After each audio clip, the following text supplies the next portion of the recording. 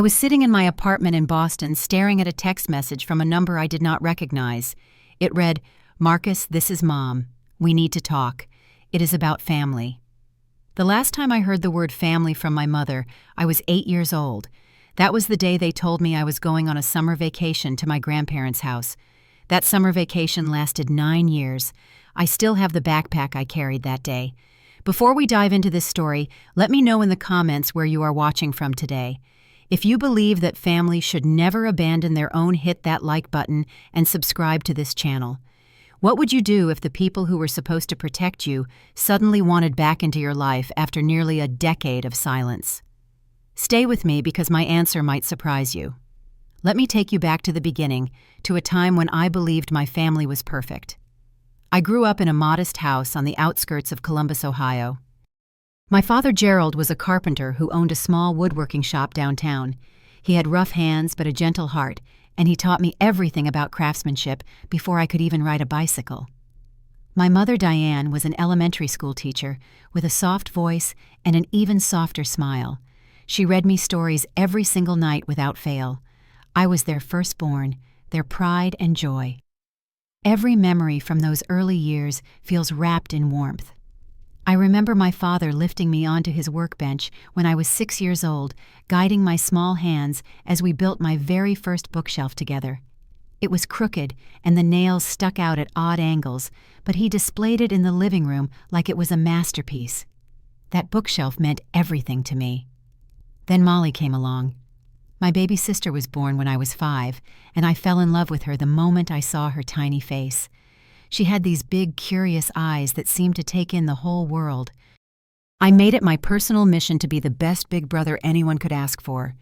I would sing her lullabies at night, make up silly stories to make her laugh, and I swore to protect her from everything bad in the world. For 3 beautiful years, we were a complete family. Holidays were filled with laughter, Sunday dinners stretched for hours, and my parents looked at both of us like we were the greatest gifts they had ever received. Everything changed the week after Molly turned 3. I remember the exact moment our world shattered. My parents came home from a doctor appointment with faces I had never seen before. My mother had been crying. My father looked like someone had punched him in the stomach. They whispered behind closed doors that night, and I crept out of my room to listen.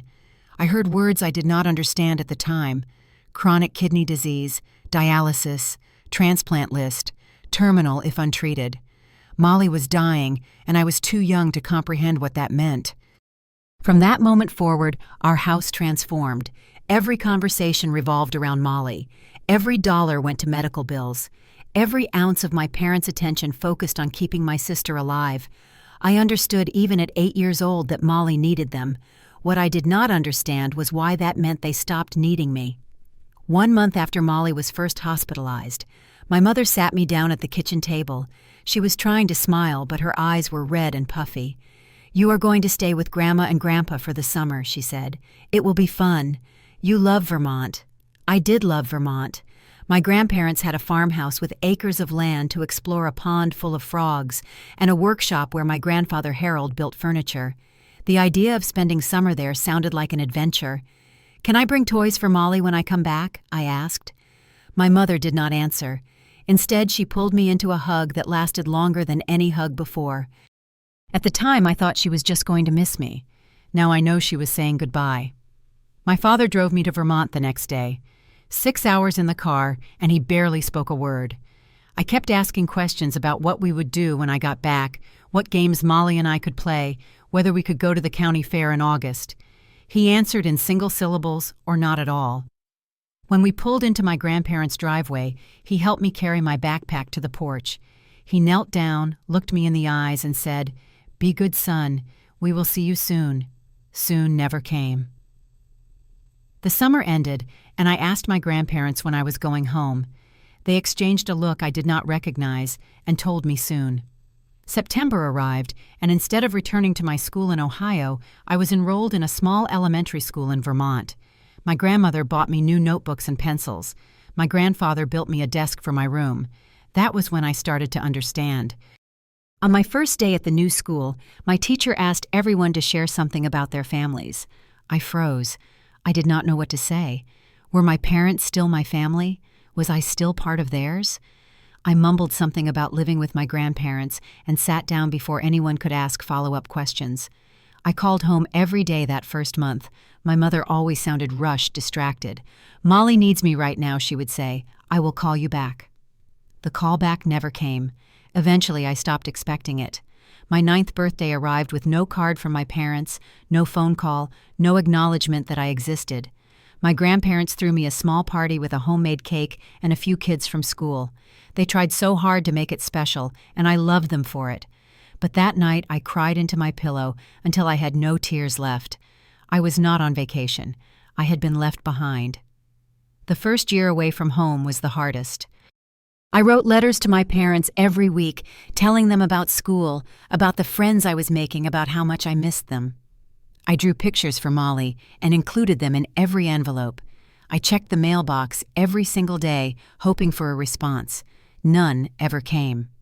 By my 10th birthday, I had stopped writing weekly letters. By my 11th, I had stopped writing altogether. The silence from Ohio was deafening, and I learned to stop expecting anything from the people who had given me life. When I was 11, I made Molly a birthday card. I spent hours on it drawing flowers and butterflies and writing a message about how much I loved being her big brother. I mailed it 3 weeks early to make sure it arrived on time.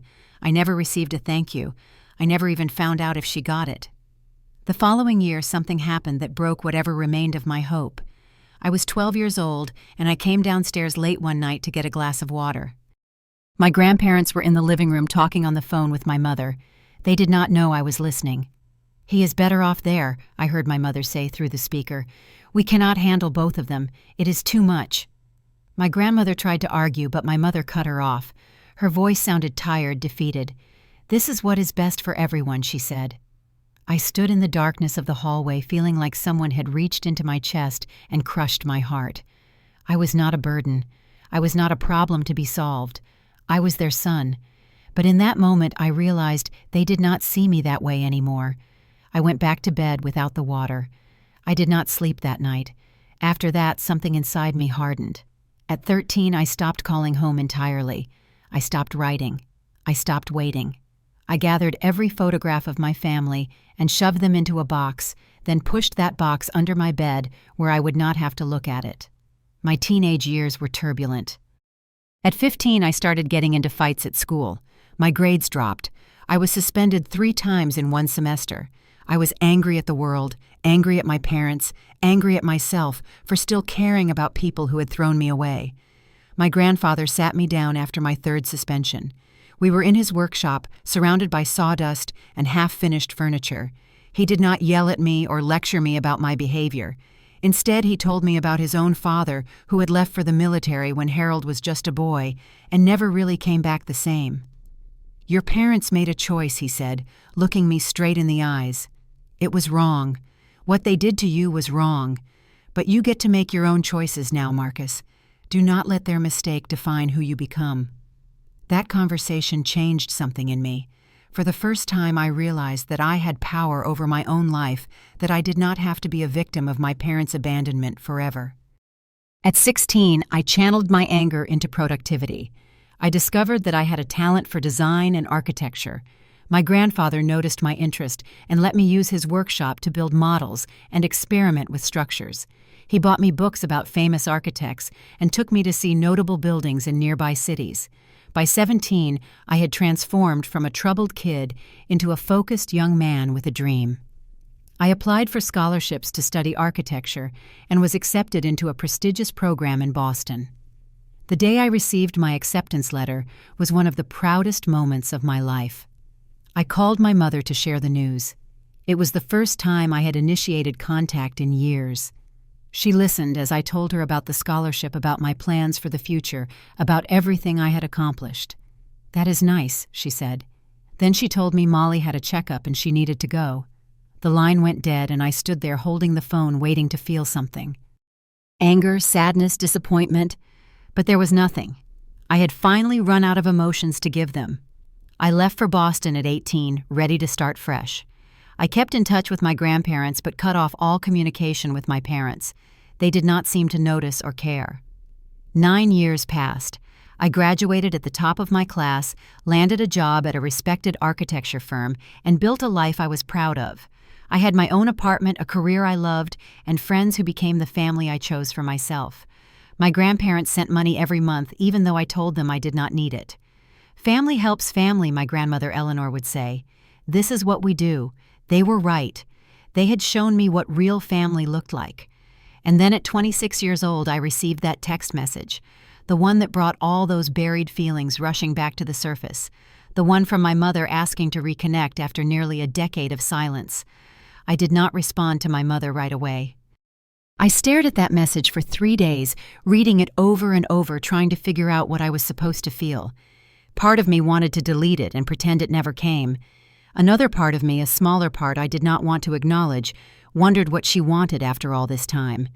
I called my grandfather to ask for his advice. His voice was calm and steady as always. "Whatever you decide, I support you," he said. "But sometimes closure needs a conversation. You might regret it if you never hear what they have to say." So I called her back. My mother answered on the first ring like she had been waiting. Her voice was older, shakier than I remembered. "Marcus," she said, and then she started crying. "Oh, Marcus, I have missed you so much." I did not know how to respond to that. I stayed silent, letting her cry, feeling nothing but a cold detachment. When she finally composed herself, she told me the news. Molly had received a successful kidney transplant 2 years ago. She was healthy now, thriving. She was about to turn 21, and they were planning a birthday celebration. My mother wanted me to come home. She wanted the family to be together again. "We want to make up for lost time," she said. "Please, Marcus, we need you here." I felt my jaw tighten. Why now, I asked. Why not 2 years ago when Molly got better? Why not any of the 9 years before that? There was a long pause. "We were not ready," she finally said. Something inside me snapped. "You were not ready," I repeated. "I was 8 years old. I was not ready to be abandoned. I was not ready to grow up without my parents. But I did not get a choice, did I?" She started crying again, apologizing through her sobs. But apologies after 18 years felt hollow. Despite everything, I decided to go. Not to reconcile, not to forgive, but because I needed answers. I needed to look them in the face and understand how they could do what they did. I drove 10 hours from Boston to Columbus. The whole way I thought about the last time I had made this journey in reverse, sitting in the back seat of my father's car, not knowing I was being taken away forever. I stopped at the same gas station where my father had stopped 18 years ago. I bought the same brand of candy he had bought me that day. It tasted like dust and memories. When I pulled up to my childhood home, it looked almost the same. Almost. There was a new addition on the side of the house, a room I did not recognize. Later I learned it had been built for Molly, a special space for her physical therapy during her recovery. I walked through the front door and noticed something that made my stomach turn. There were photographs everywhere. Pictures of Molly as a baby, as a child, as a teenager. Pictures of my parents with Molly at various milestones. Birthday parties, graduations, family vacations. Not a single photograph of me. I searched every wall, every shelf, every surface. It was like I had been erased from existence, like I had never been born. My old bedroom did not exist anymore. It had been converted into a home gym and therapy room for Molly. My bookshelf, the one my father and I had built together, was gone. There was no trace of the boy who had lived here for 8 years. My parents appeared in the hallway. They looked so much older. My father's hair was completely gray now, and my mother had deep lines around her eyes. They both looked at me like they were seeing a ghost. My mother rushed forward to embrace me. I stood perfectly still, my arms at my sides. Then I saw Molly. She came down the stairs, a beautiful 21-year-old woman with bright eyes and a healthy glow. She looked at me with curiosity, like she was meeting a stranger. And in a way she was. During dinner, my parents tried to make conversation. My father asked about my job, my apartment, my life in Boston. But his questions were generic and personal. He did not know my favorite food, my hobbies, my friends' names. He did not know anything about the man I had become because he had not been there to watch me grow up. My mother spent most of the meal talking about Molly. Molly was in college. Molly had a wonderful boyfriend. Molly volunteered at the children's hospital. Molly this, Molly that. It was like I was not even sitting at the table. Then Molly said something that stopped my heart. She was talking about her childhood, and she mentioned casually, "I always wondered what it would have been like to have siblings. Growing up as an only child was kind of lonely sometimes." I felt the room spin. I looked at my parents. They would not meet my eyes. "Did you ever tell her about me?" I asked, my voice barely above a whisper. The silence that followed was all the answer I needed. They had not just sent me away. They had erased me completely. They had raised Molly as if she had never had a brother. After dinner, I asked to speak with my parents privately. We sat in the living room, and I let 18 years of pain pour out of me. I told them about waiting by the window for a car that never came, about the letters I wrote that were never answered, about hearing my mother say I was better off gone, about spending holidays and birthdays alone wondering what I had done wrong, about the years of anger and confusion and grief that I had carried every single day. My mother sobbed and said they had no choice, that Molly needed everything they had, that they thought they were doing what was best. I looked at her and said, "You had a choice. You chose to save one child by abandoning the other. And the worst part, you did not even let Molly know I existed. You did not just leave me. You erased me." My father finally spoke. "We thought it would be easier for everyone," he said quietly. "Easier for who I demanded. Easier for you, because it was not easier for me." I was 8 years old, Dad. 8. I did not understand why my family did not want me anymore. Do you have any idea what that does to a child? My mother reached for my hand. "We want to fix this," she pleaded. "We want you back in our lives. We want to be a family again."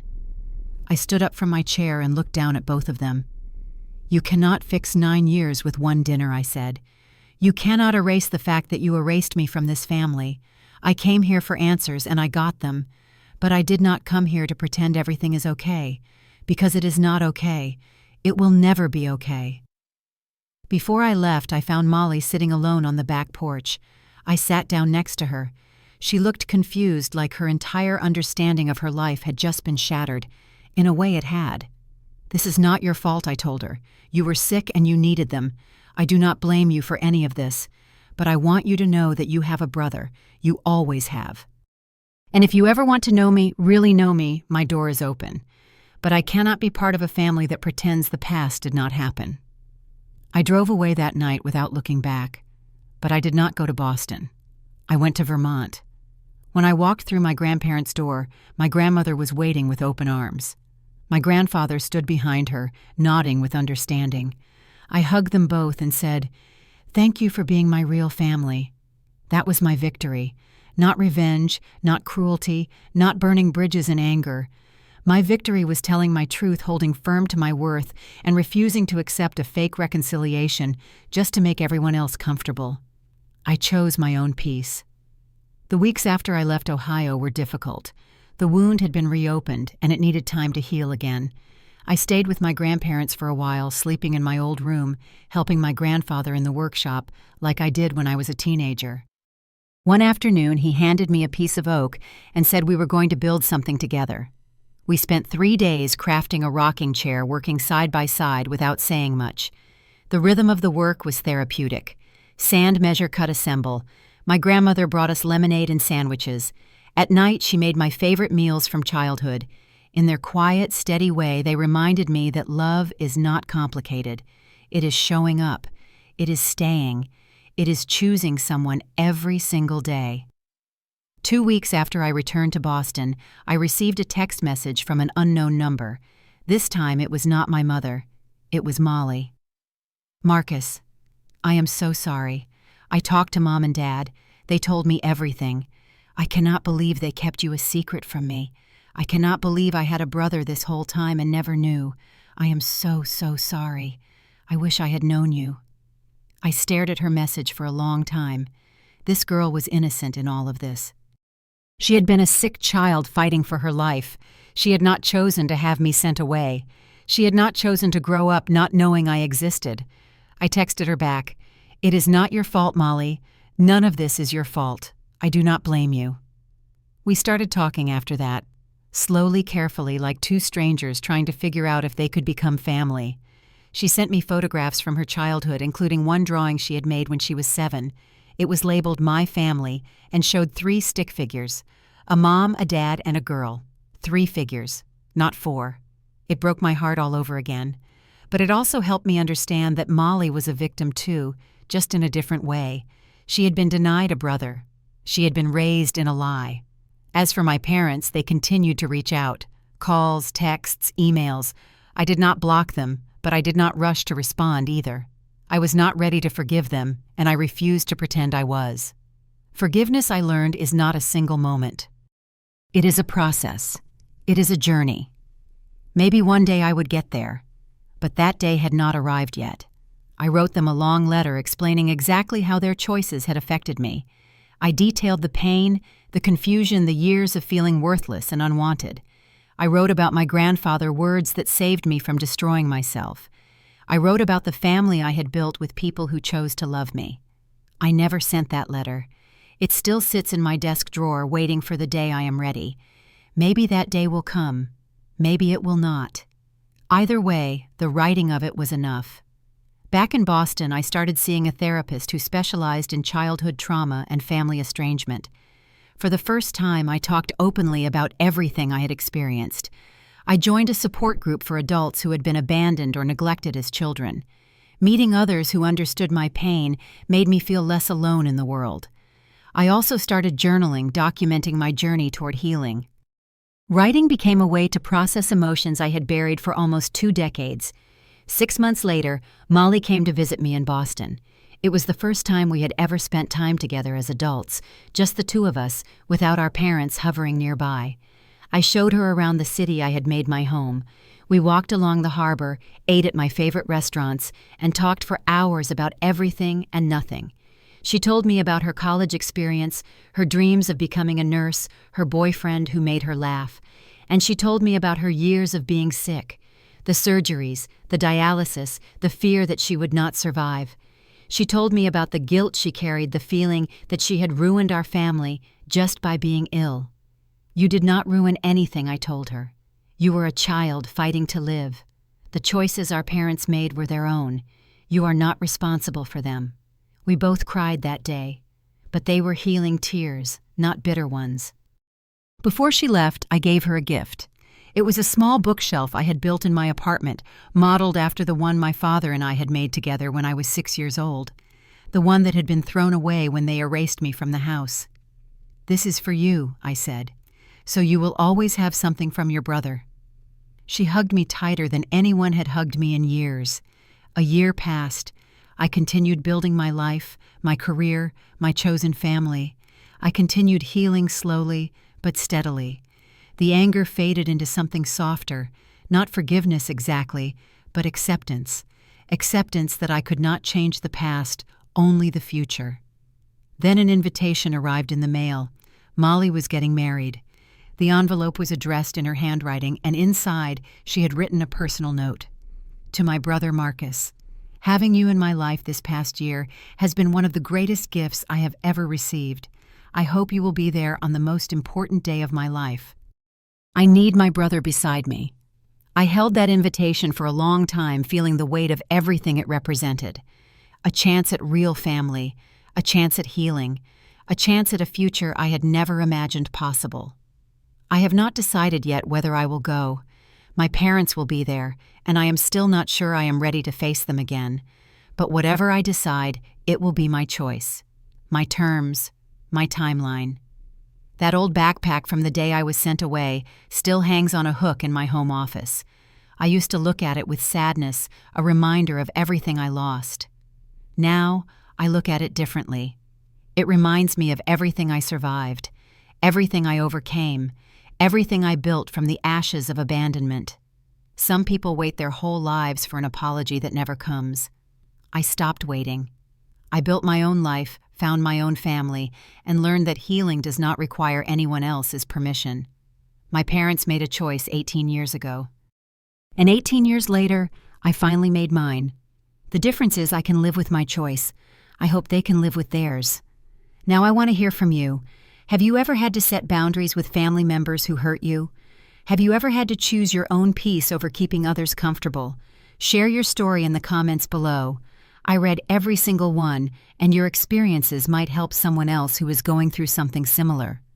If this story touched your heart, please give it a like and share it with someone who needs to hear it. Subscribe to this channel so you do not miss more stories like this one. Hit that notification bell so you will be the first to know when new content drops. Thank you for spending this time with me today. Whatever you are going through, whatever family struggles you are facing, remember this. You are worthy of love, you are worthy of respect, and you have the power to choose who gets access to your life. Take care of yourselves, and I will see you in the next one.